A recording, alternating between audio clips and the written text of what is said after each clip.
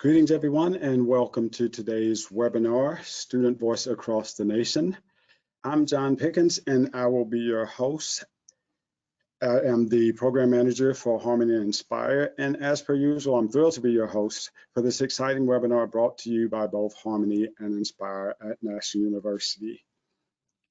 We host these webinars every month, and we invite thought leaders in education to share topics to inspire best teaching practices and to support social emotional learning. The opinions and content shared today in this presentation are that of our featured guests and may not necessarily be a direct representation of Harmony or Inspire. If you're viewing live, you'll receive a recorded version after the webinar to watch again and to share with your colleagues if you wish.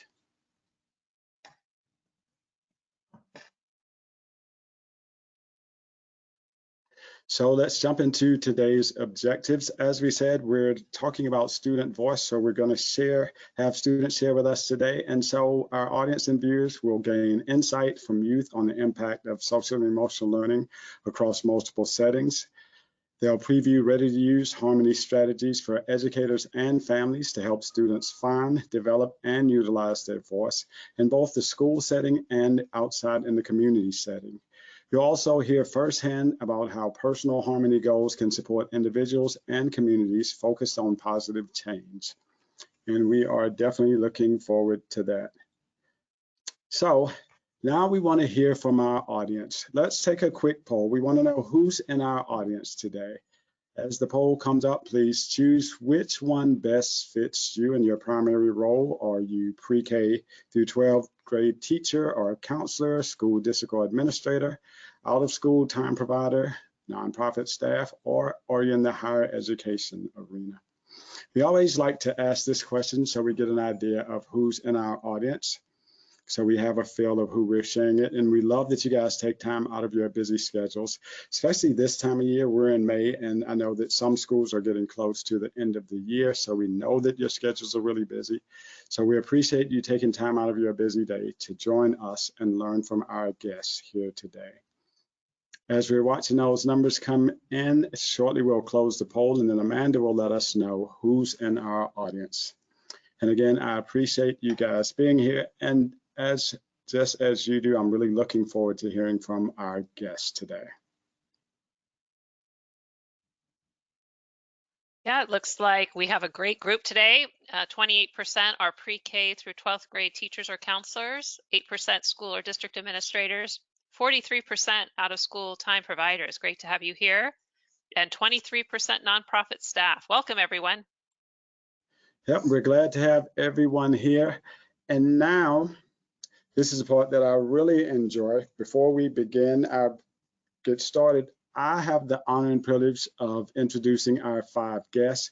But today I'm going to flip the script just a little bit, and I'm going to let our 5 guests introduce themselves. So I invite all of our guests to come on camera, and I'll move aside and let our first guest introduce herself. Hi, my name is Maria. Nice to meet you, Maria. Welcome. Thank you for joining us. Destiny. Okay. Hi, I'm Destiny. Hi, everybody. I'm really excited to be with you all today. I'm Sophia Rodriguez, and I use she, her pronouns.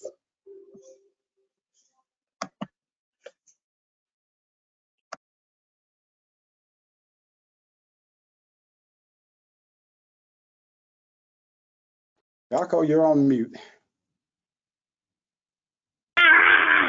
Okay, let's try it again.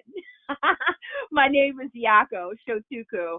I am a professional learning specialist with the Harmony program, and it is a pleasure to be with you today. Thank you so much for being here. And I am Rhonda Sutton, and I am also a professional learning specialist with the Harmony program. And I'm excited to be here and to hear all of the wonderful thinking about student voice. Thank you, ladies, all for introducing yourself.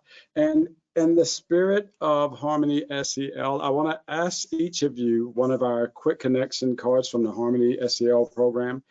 And this question, and we'll start with Maria, and then Destiny, and then Sophia, and then Rhonda and Jaco. And the question is, if you had to stay outside all day, how would you spend your time? I will spend my time by playing basketball. That would be a good day. Des, how about you? I would probably call my friends to come hang out and talk and like probably walk around the park and just hang out. That's cool. Sophia? I'm gonna take a page out of Destiny's book and hopefully spend some time with some loved ones. I love to kayak and be out in the water. My favorite thing about being outside is seeing all of the animals. So maybe I'm taking pictures or drawing outside. But hopefully I'm by the water with people I love, seeing some critters. Wow, very cool. I'm a fan of the same things. Jaco? I live on the planet Brooklyn, New York. So being outside for me is seeing things, and there's something different to see every day, especially in the summer. So a quick train ride to the city. There are concerts, impromptu concerts. There's so much to see any given day. So I could literally go outside and not plan anything, and I would have a full day of entertainment and things to see. Very cool. The planet Brooklyn. And like Jaco, I am from the concrete jungle. I refer to New York as the concrete jungle. And because I am from the concrete jungle, being outside, it does not involve a whole lot of nature. So I would probably prefer to just walk the streets of Manhattan. And as Jaco said too, just see all of the entertainment that's just right on the streets of New York. Very cool. Another good answer. So I live in Florida, and so like a few of our guests, I would spend my time outside. I'd love to hike, so I would be somewhere in the woods, as Sophia referenced, looking for critters. So for our audience, please feel free to answer.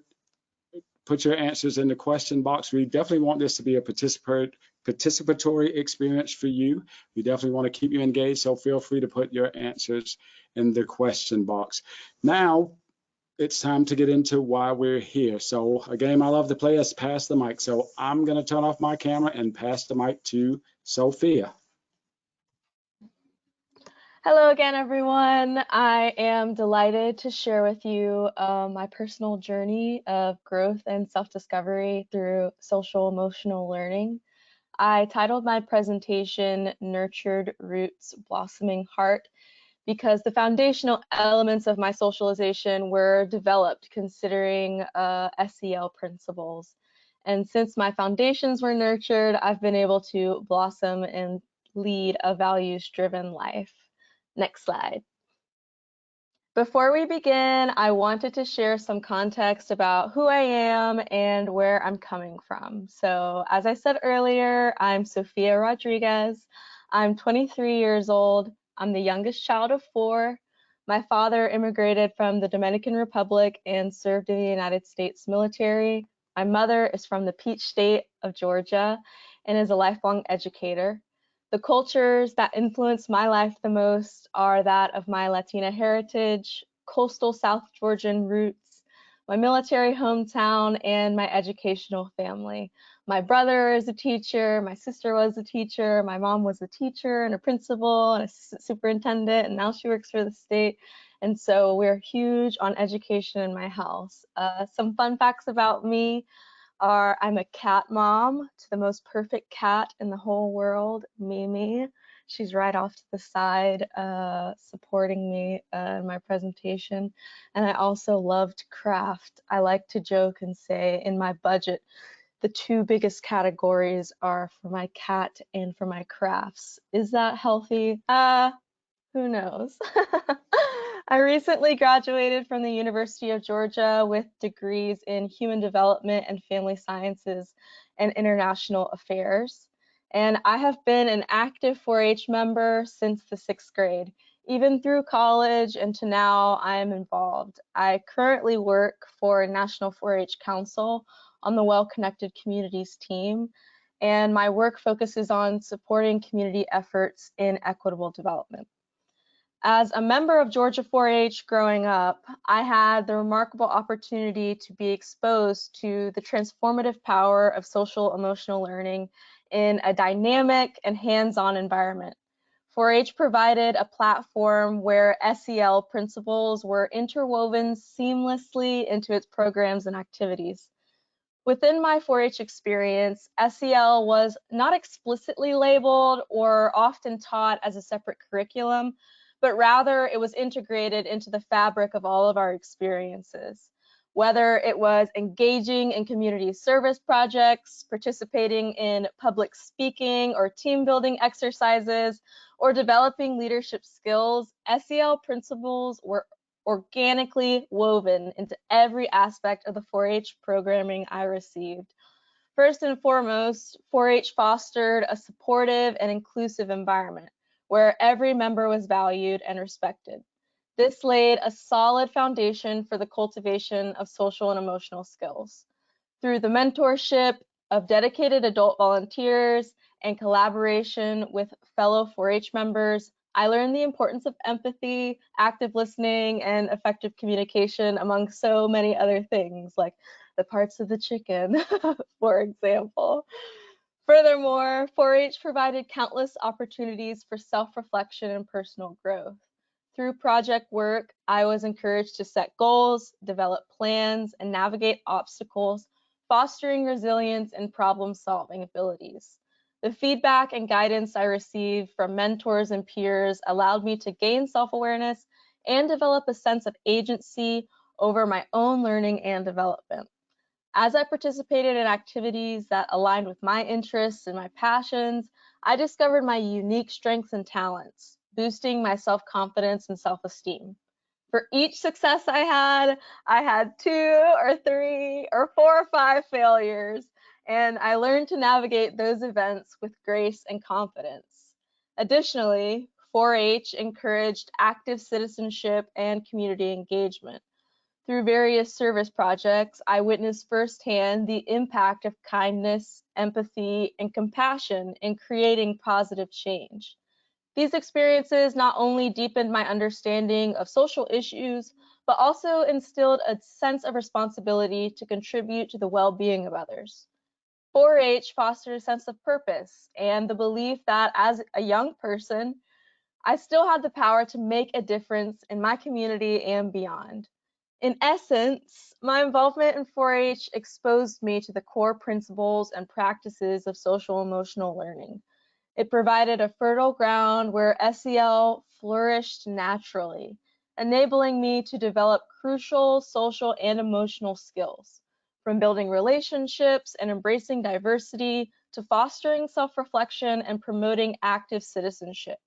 4-H served as a catalyst for personal growth and empowered me with the tools to navigate the complexities of life with resilience, empathy, and a sense of purpose. As I reflect on my journey, I'm grateful for the invaluable role that 4-H played in exposing me to the transformative nature of SEL.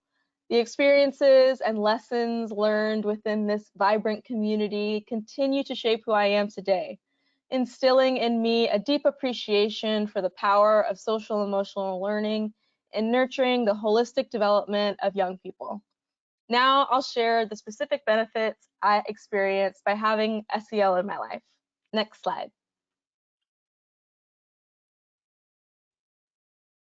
As a young person, I embarked on a transformative journey of social emotional learning, which became the compass guiding my personal growth and shaping my outlook on life. Through this incredible process, I discovered the invaluable ways SEL empowered my agency and autonomy, nurtured my humanity and dignity, and provided me with a profound roadmap for navigating life's twists and turns. Next slide. Firstly, SEL bestowed, is that the next slide? I can do that one, but there might be one in between. If it's not, that's totally okay. Nope, okay, that's totally fine. So SEL had a profound impact on my humanity and dignity by fostering empathy and compassion. SEL taught me to truly see and value the inherent worth of every individual. It nurtured a deep appreciation for diversity, promoting inclusivity and understanding in my interactions with others. Through SEL, I developed the ability to engage in meaningful and authentic connections, building relationships that were rooted in respect, empathy, and kindness. This heightened awareness of our shared humanity brought about a profound shift in how I approached both personal, professional, and societal relationships, reinforcing the belief that every individual deserves to be treated with dignity and respect. By honoring the dignity of others, I have come to appreciate the richness and diversity of the human experience. Next slide. SEL bestowed upon me a newfound sense of agency and autonomy. By delving deep into self-awareness practices, I learned to recognize and honor my emotions, thoughts, and desires. Through SEL, I gained the ability to articulate my needs, to set healthy boundaries, and make informed decisions that aligned with my values. This cultivated sense of agency not only empowered me to take ownership of my life, but also instilled within me a strong belief in my capacity to shape my own future. Next slide. Lastly, SEL provided me with a reliable and enlightening roadmap for navigating life's intricate paths. By honing my social and emotional skills, I acquired invaluable tools to confront challenges, adapt to change, and persevere in the face of adversity. SEL equipped me with emotional resilience, effective communication skills, and problem-solving abilities that empowered me to confront life's hurdles with grace and determination. Through SEL, 21st century learning, literacy, and life skills came naturally. It guided me in making sound decisions, setting meaningful goals, and charting a purposeful course towards my aspirations. Through SEL, I discovered that life's roadmap is not a fixed path, but rather a dynamic journey of self-discovery and growth. Next slide. In conclusion, the profound impact of social emotional learning on my life is immeasurable. It bolstered my agency and autonomy, nurturing my ability to shape my own destiny. It elevated my understanding of humanity and dignity, fostering empathy and promoting inclusive relationships in all facets of my life. It provided me with a guiding light, illuminating life's roadmap and empowering me to navigate its twists and turns with resilience and purpose.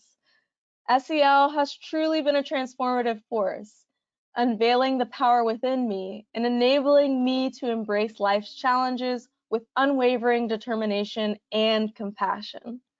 As we conclude, I invite you to reflect on the transformative potential of social emotional learning in our lives. Let us embrace its principles to empower agency and autonomy, elevate humanity and dignity, and illuminate our own unique paths towards growth and fulfillment. Together, let us embark on a journey of self-discovery, fostering compassionate connections and embracing the endless possibilities that await us. Thank you. And I would definitely say thank you. That was quite an illuminating presentation, quite a bit that you shared, and I see someone in the chat is a fellow 4-H person. I imagine there's lots of 4-H folks out there. Even on our staff, we have some lifelong 4-Hers. So at this time, audience, Sophia shared quite a bit, a very powerful presentation. And so now we want to hear from you. What's one thing, what's something that resonated with you from what Sophia shared? Again, please feel free to share those out in the question box. And as those answers are coming in, Amanda will share out some of those. Love to hear what you guys are thinking and your thoughts on the presentation. I'm glad I don't have to speak behind you, Sophia. I've been doing this for a long time. I was an educator in education before this, but definitely impressed by what you had to share and the way you put all the pieces together. And kind of the reason why we're doing this webinar is exactly for the points that you made, is to illuminate the benefits of SEL and how that helps kids find their voice, but how it helps them find agency, how it kind of helps define their life moving from that point forward. So at Harmony, we start in pre-K. So we start with kids in pre-K. Our lessons start there. Lessons, activities, our daily practices, the stories, they meet our character Z, and they get a good feel and learn lots of information about themselves as they're going through the process. And you did an amazing job of illuminating that on how that impacted you. Amanda, do we have any questions that we want to share out? We've just had kudos coming through the question box. As John shared, we have the 4-H representative here who's participated in 4-H with my horses from grade school through high school. So impactful. And just kudos to you, Sophia. I'm so impressed by you, shares Katie. You are amazing in all you've accomplished. Thank you for sharing your experiences and background. And some takeaways we're hearing from our audience: being heard is important. Self-responsibility and emotional resilience, plus valuable information on 4-H, shared Lee. And another kudos to you. You did a great job sharing your experiences in school and out of school. Well done. And Ronnie shared, we really liked how you emphasized self-advocacy and self-awareness. Thank y'all. I appreciate your kudos. Yep, I concur with everything that was said, and I'm going to bring you back in just a moment, Sophia. First, we're going to show a couple videos from a couple of students who have been in the Harmony program.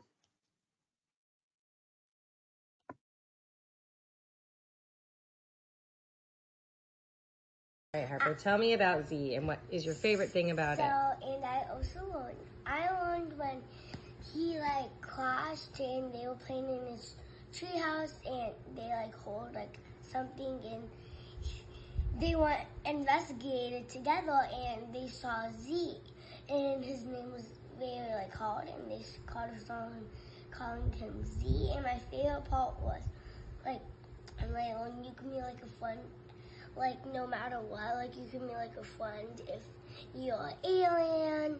It doesn't matter if you're a different body part, you have different bodies or have a different skin tone or something, or a different planet. You can just be friends. And they talked about like friendship, and they learned that truck was he thought it was a rocket ship, but it was just a truck. So they had a lot to learn. But his walk. So it's important to be accepting to everybody, right? Mm-hmm. And also his like alien thing. What's it called? His little spaceship. It got broke down, so he stayed in the treehouse with them. Oh, how nice. Mm-hmm. So it doesn't matter if you're a different skin tone or a different body part, because you can be friends no matter what. I love and it. So as he can.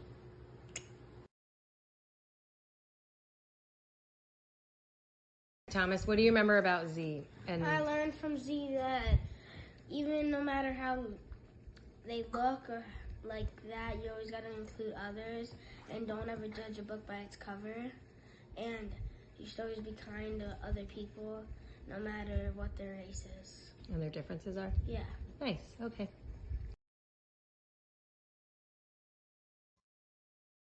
So what I really like about hearing those two are brother and sister, and what I like about hearing from them, and it kind of echoes what Sophia said and what we've been saying and what Harmony really illuminates, is that we're all about building relationships with everyone. We're about including everyone. We all have differences. We always celebrate our commonalities, but we also can celebrate and learn from our differences. So now I want to bring Sophia back, and I want to bring Destiny back onto camera. And there's a couple of questions that I want to ask them. I'm going to bring Maria back in the picture with me, but a couple of questions that I want to ask these two. And Destiny, I'll ask you the first question, and that is, how has building social emotional learning skills in school had an impact on your academics, your school enjoyment, and or your social interactions? Honestly, self skills, they're pretty much essential because you need them in like everyday life to help you with not even just like as an adolescent, more as you grow and become an adult.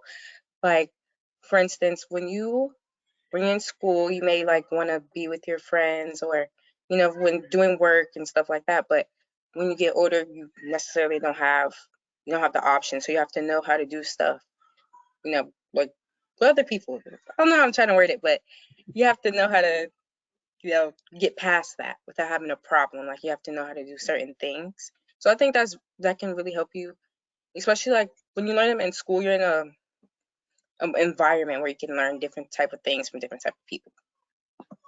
Very true. And so what we're learning today as the adults on the stage with you guys and adults in the audience is the point that you're making about learning different things from different people.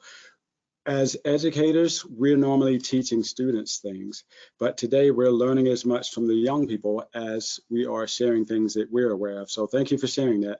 The next question will be for both you and Sophia. And this is one kind of a hot button topic, is young people, well, people in general on social media, but young people on social media.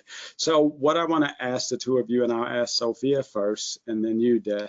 The impact of social media on youth is included in many discussions nationwide.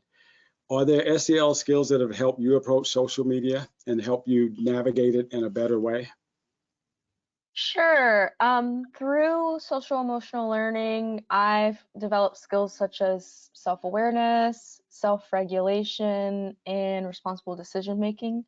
And these skills have allowed me to navigate the digital landscape with a greater sense of control and of my own well-being. And I'm better able to recognize the impact of social media on my emotions, on my thoughts.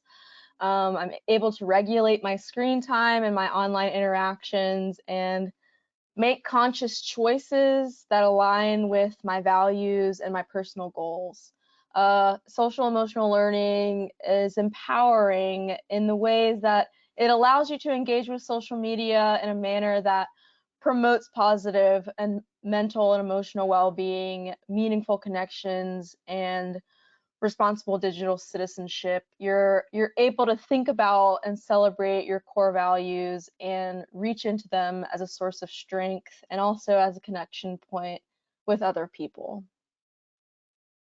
Excellent, very good information. Des, same question to you. I feel like SEL from social media can help a lot, because it definitely helped me in actually self-awareness, because like you'll learn things from different perspectives that you may not have known before. So you'll see this and be like, wow, I've never seen it like that. And you gain some insight from different people, different things. And also management has helped too, because some videos, social media can be like a bad thing and a good thing, but some videos have taught me like different ways I can manage, to help me with school, to help me with different things to learn. It's just a lot of new experiences from stuff you haven't seen before, and you don't have to be in person. So I've definitely gained some SEL skills from social media. Okay, very good. Thank you for sharing that, Des. So as a parent and grandparent, it's amazing to hear you guys talk about it, because I think sometimes we only see, in some of these conversations around social media, we only see the worst side. So hearing that you can use the skills that you learned through your SEL training helps you navigate it better. One of the things that you guys talked about is the self-regulation, knowing when it's time to turn it off, knowing what rabbit holes not to go down, because I don't spend a lot of time on social media, but I know what some of the impacts can be, both positive and negative. And I love that the two of you talked about the positive aspects, acknowledging that there's negative, but acknowledging more that the skills that you've learned have helped you to navigate it and normally overall see the positive sides of it. So jumping off script just one last time, is there anything either of you would like us, the adults or the older folks, to know about social emotional learning and why it's beneficial for kids? Destiny, do you want to go first? I feel like social emotional learning, it's very important, just like I said, to navigate you through life, to help you out. These are essential skills. I feel these are essential skills that everyone needs to know, everyone should explore. So yeah, pretty much it. Thank you, Dust. I think, I'm sure you've all heard the saying, you can't control your circumstances or the things that happen to you. You can only control how you respond. You can only control the attitude that you have when facing those circumstances. And I think social emotional learning equips young people and all people with the necessary tools to face adversity with grace and with confidence and feel encouraged to continue. And no matter, how many times you fall, you get right back up, kind of thing. But also, alongside that, it's not just I'm going to get back up no matter what. It's standing up. It's like checking in with yourself, acknowledging how you feel, how you want to show up in the future. And I think that focus on the emotional component is really, really vital. And I think in the conversations that we have about our society, there's such a stigma and a shame against failure or hard times or sadness or anger or negative emotions. And I think those things are natural parts of the human experience, and teaching people, especially young people, how to navigate those natural parts of the human experience and interact with them and learn from them with grace. It's so important, and I'm really excited to see social emotional learning be implemented in all educational settings. Very good, very powerful statement, and something that you said that's a segue that I'll circle back to in a little bit. It's about checking in with yourself. Things, obviously, as you said, things are going to happen. People are going to do what people do, whether it's social media, whether it's in your day-to-day experiences, but a lot of depends on your reaction to it and having the skills. And again, that's where SEL comes in to help young people get those skills, to help them access those skills, and to help them know when and how to use those skills, whether it's when and how to use their voice with others, whether it's when and how to regulate their emotions and to regulate and manage their time, manage the things that they allow into their lives. So I definitely appreciate what you guys said. We'll circle back to the checking in. That's where little Miss Maria will come in a conversation later. Now I'm going to pass the mic to our two excellent professional learning specialists, and they're going to share with us. So right now, passing the mic to Yako and Rhonda. Ladies, the floor is yours.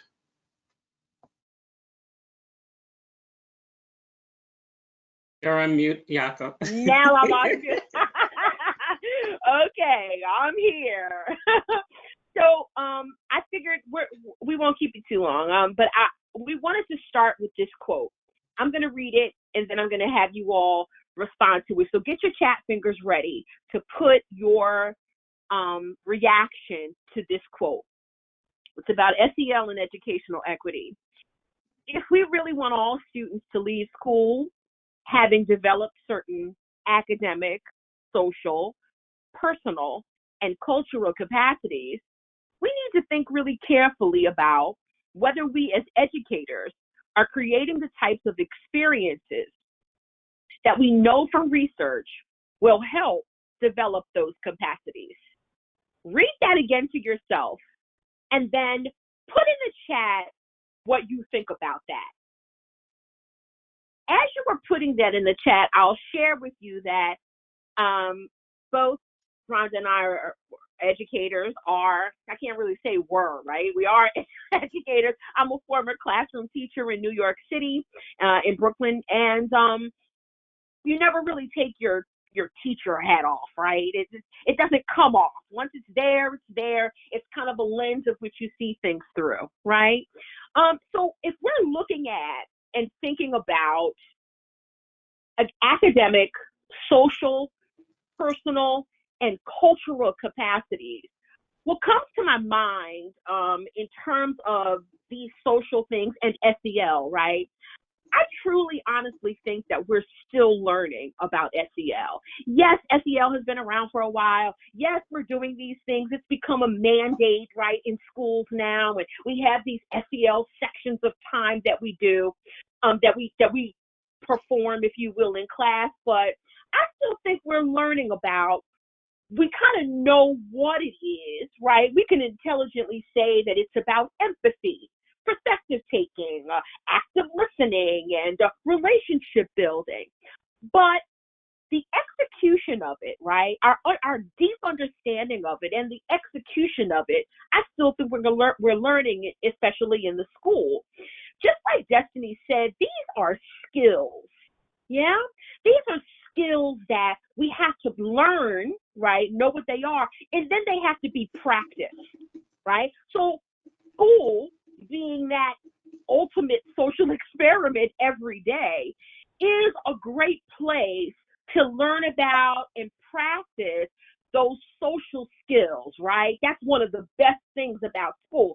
Even if people are like, oh, I don't really like school, one of the best things is, well, my friends are there, or I get to interact with my peers. And this is a great and ideal and essential point of the social aspect of social emotional learning, right? So in this social experiment, in this experiment that is school, the social aspect of it is every day, as educators and counselors and school staff, we should be trying to be intentional about creating opportunities for children to practice the skills, not just to be social, right, but to try to create intentional activities that allow them to practice the skills of making friends, having conflict, resolving conflict, solutions,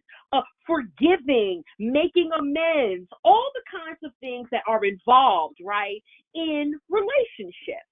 Right? And so when we're thinking about the school aspect, it's never just going to be about academics, but it's also going to be about us as adults, whether or not we are an educator or not.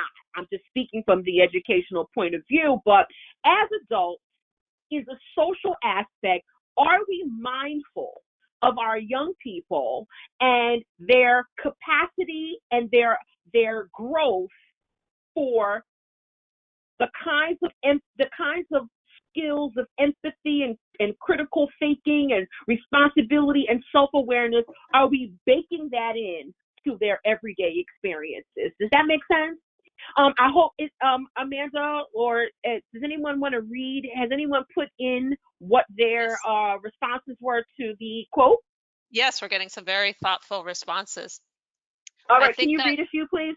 Yeah, Hannah shared, I think that a lot of time we may not, quote, practice what we preach while in the classroom. We need more strategies to help build these skills in our students. Ronnie shared, it's important for us to create these experiences intentionally and explicitly identify and cultivate SEL skills. Sandra shared, everything should be thought about before teaching to make sure everyone feels included and accepted. And one more, Taylor said, it's important to view education for what it is, self-discovery and applying what we learn to our lived experiences rather than test scores or meeting others' expectations or what learning looks like. Great in-depth responses today. Thank you so much. I so agree with you. And I think if we're honest, we fall short a lot. That's just the truth of the matter. There's so much on an educator's plate. There's so much pressure in terms of test scores and test prep and that kind of thing that sometimes we're not mindful. The last thing I want to share before I pass it over to Rhonda is thinking about this quote. What does SEL look like in a cultural capacity, right? What does that even mean, right? If we're honest, there are a lot of cultural wars going on in our society, right, at this point. Things should be like this or things should be like that, north and south, east and west. If we're honest, which we should be when it relates to children, there are a lot of culture wars going on. And so when I think about culture and SEL, I'm thinking about some of the uplisted ways that have been talked about in terms of SEL. And let me give an example. So remember, I don't know how long you've been teaching. I'm giving my age away here, but remember the whole thing with grit and resilience, right? There were books on it, and all we have to do is just have them develop grit and resilience, and those are great, right? But they're not the equalizer, right? having grit or resilience is not going to level the playing field for everyone. And you know why? Because grit and resilience are ignoring the unique identifying backgrounds and cultures of our children, right? So when I think about it, I challenge things like grit and resilience, not because we shouldn't have them, but are we seeking to be colorblind, or are we seeking to be acknowledging of our children's existence, which is their culture, which is their background, which is their language or first language or second language, right? What is it that we have to constantly ask ourselves, what is it that we're really trying to do or think about in culture? And I would suggest to you that when you're thinking about culture, I want you to think that now that we truly know what equity is, right? We know now that equity doesn't mean that everybody starts with the same cookie cutter thing, right? True equity means considering everyone, where their starting place is, where they are, and giving them what they need to bring them to the starting line, right?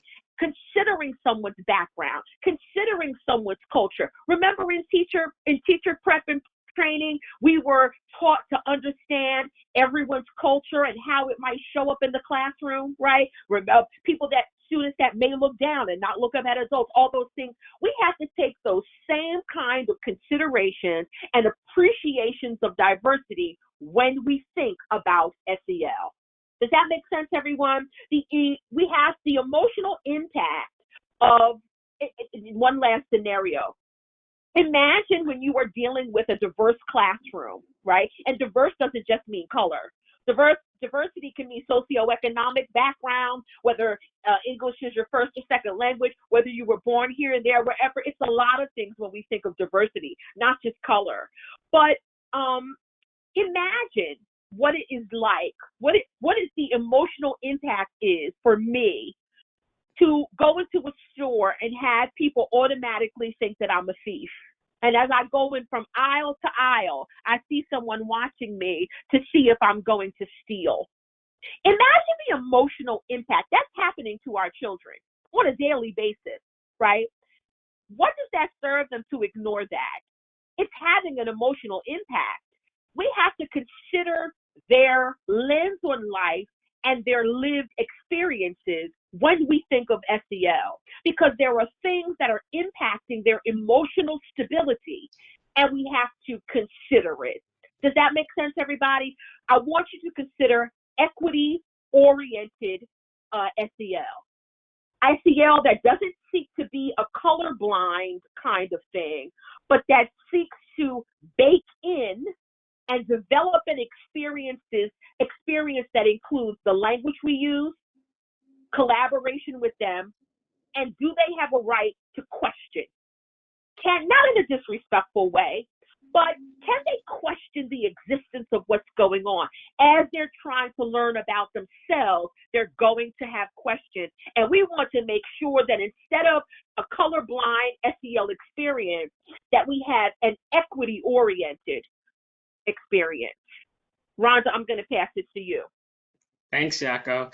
And I'm lingering with this idea that you said about children being able to question, because I think that SEL shows up in academics by students actually being curious, right?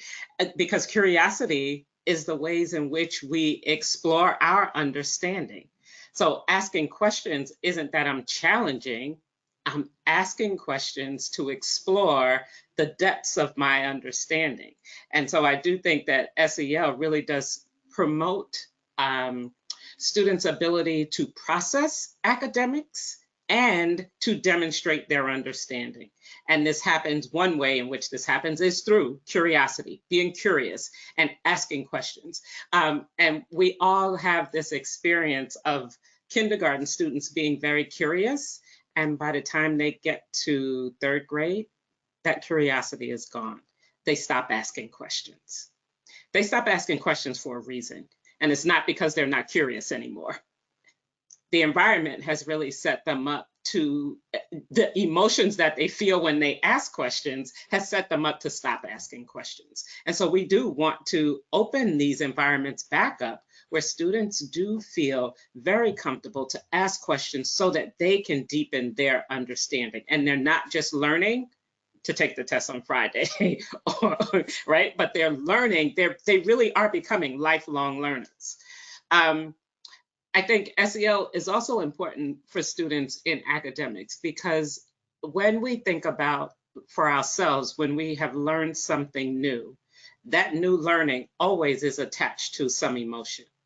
Sometimes it's fear, sometimes it's excitement, sometimes it's joy, it can be surprise, but there are so many emotions that are tied to learning. And I think that that is another place where we have to be open to even think about what emotions might my students be experiencing in this particular learning experience. Someone mentioned in response to our quote about being intentional. Here's the place where I'm being intentional, right? I've planned this instruction and I'm stopping to think, oh, what emotions might come up for my students in this experience, right?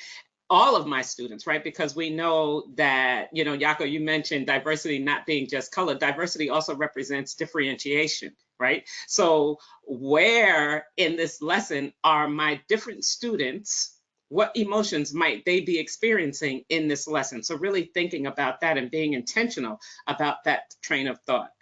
I think that the understanding too, that emotions lead to thoughts that influence how children show up for learning.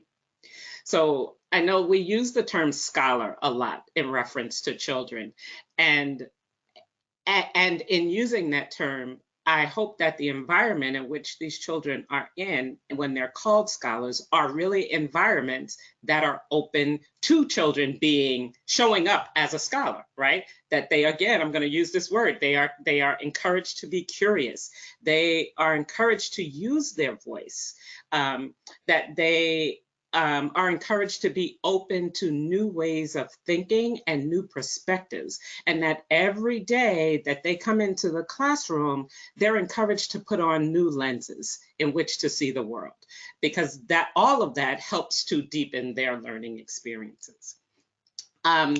So I'd like you to really think about and think about the part about that intentionality of how open are you to the voices of the students in your class, right? And where are the spaces that you're allowing those voices to be heard? Who's doing most of the talking during your instruction?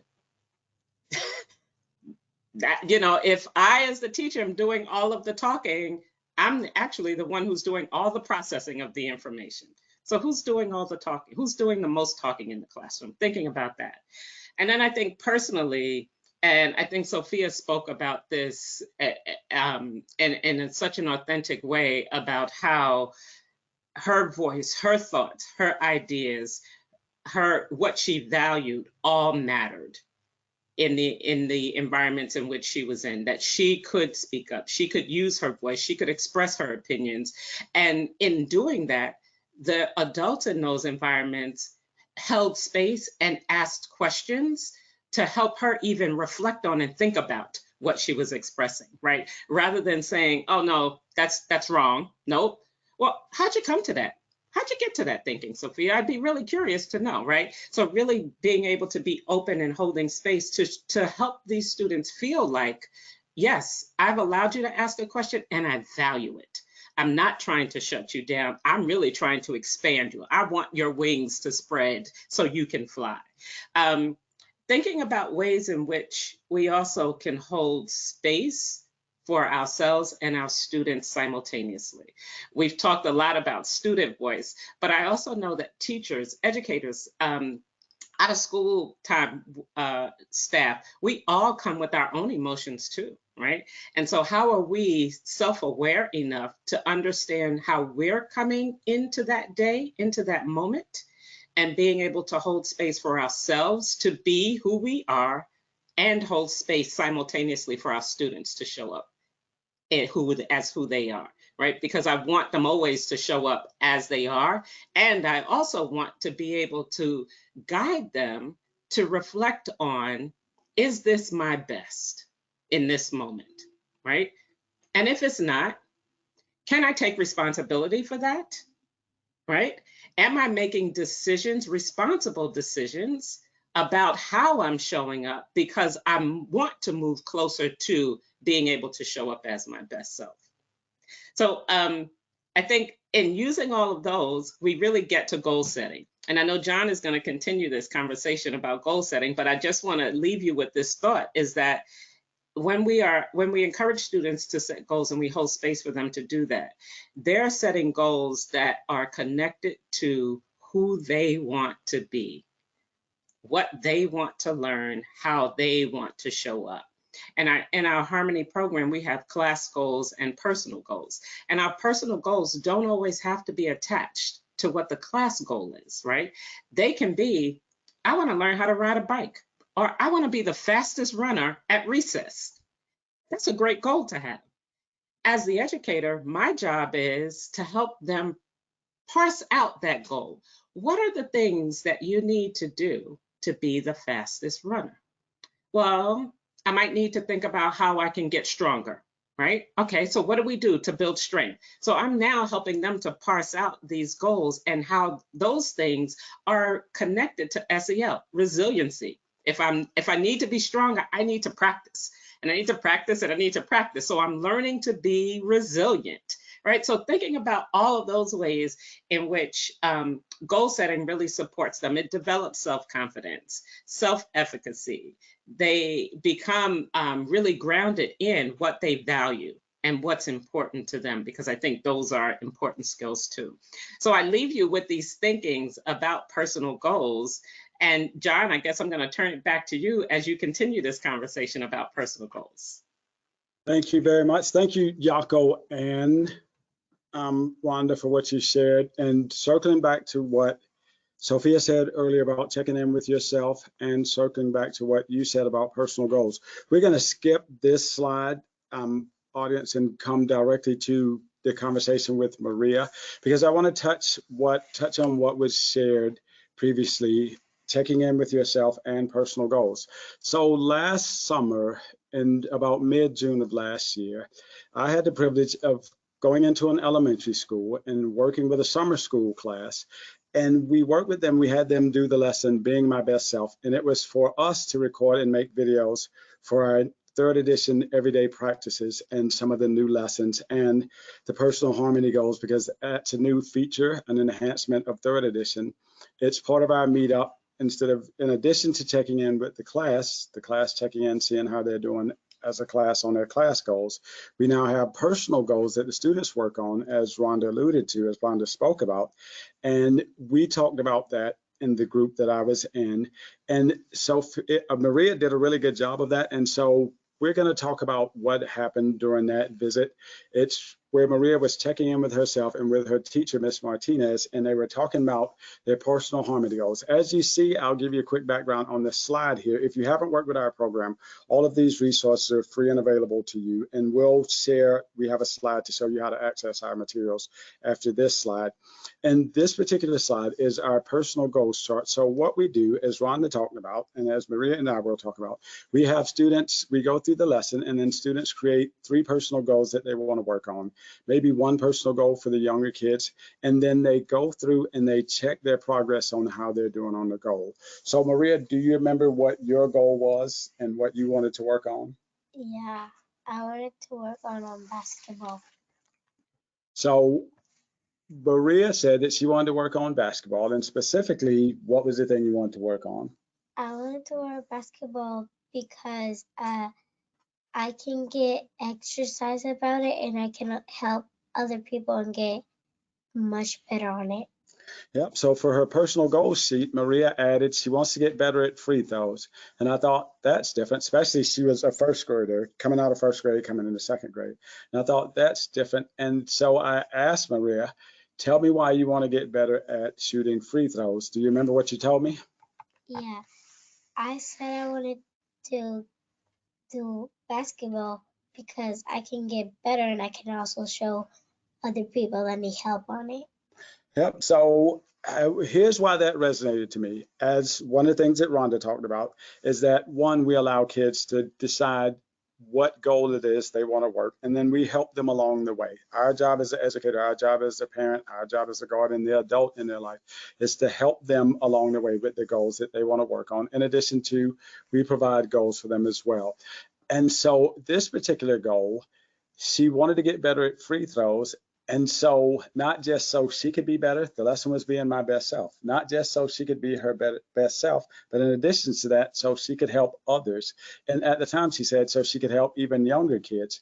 And so, what that said to me, that took us into the lesson that she wasn't even aware of. And that's our lesson, our section on building my community, because the goal is, one of the goals of social emotional learning, one of the goals of Harmony, is that we help children become their best selves so they can help others, so they can help build their community.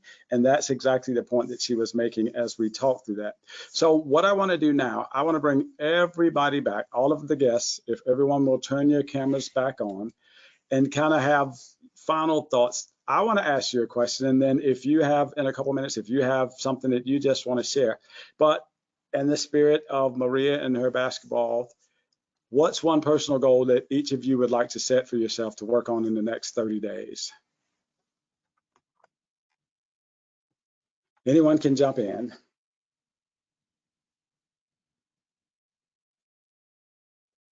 Okay, Sophia, what's one for you? As I alluded to in the beginning of my presentation, I am obsessed with crafts, and I choose new crafts all the time to be obsessed with. And my upcoming craft I see on the horizon is to learn how to crochet. So I would love to invest in that over the next 30 days. Very cool. Des, what about you? Oh, I would like to try something new over these 30 days, because I have a habit of, I would start something and never like really get to finish it. Like, I get sidetracked really easily. So I would like to get on something and really stick to it for the next 30 days. Okay, do you have anything in particular in mind? I don't know. I'd like to do a bunch of different things that are like in a bunch of different categories. So I don't know. I'll just have to pick something. Okay, if you want to learn how to cut grass and pick weeds, I'll be glad to pick you up to your mom's house. Your mom's house. This is my granddaughter. As a wondering. Rhonda, what about you? What do you want to work on? My goal for the next 30 days is to walk 10,000 steps every day. Okay, very good. Yako, how about you? I was going to say to purge. I've had construction here and had some things done, and I have a lot of art, right? I'm into art, but I need to purge my art pieces. I need to possibly if I'm going to buy some more, then I need to purge some more, right? That's the whole nature of the organization thing. So in the next 30 days, I'm going to be going back to purging my art. Okay, Maria, what do you want to work on in the next 30 days? I want to work on getting better at drawing. Okay, very good. I'm not very good at drawing. Maybe I'll connect you and Sophia. She talked about her art, so maybe we'll connect the two of you after this. So, couple quick slides. For those of you who want to learn more about Harmony, here's our site, online.harmonysel.org. Please feel free to create an account, go and explore our materials, and then reach out to us if you have questions. And the same thing for Inspire, our professional learning modules. Same thing, access inspiresel.org, and you can access those. All of these things that we're sharing are free. So one last thing, I want to tip my hat. Thank you to the ladies. Very good job. It's always good to learn when we do these webinars. It's an additional bonus when I learn from younger people. I think sometimes we write off the younger generations. We call them millennials, Gen X's, or whatever terms that we use, whatever kind of throwaway terms that we use. But what we learned today is everyone brings something important to the table. So thank you to my guests for sharing that. Thank you to the audience for being here. Before we go, audience, when the webinar closes, we're going to launch a poll. We ask that you please complete that, or we're going to launch a survey. We ask that you please complete that survey because we use the results from that survey. We share them with our presenters so they get an idea of how you guys thought, some of the ideas that you guys shared. And we use them as we plan webinars coming up for the oncoming season. So thank you everyone for joining us today. Thank you again to my guests. Thank you to the audience. I hope that everyone feels that they're better for having spent this last hour with us, as I know that I'm better for having spent my time with you. Thank you everyone. Have a blessed rest of your day. Great job, Maria.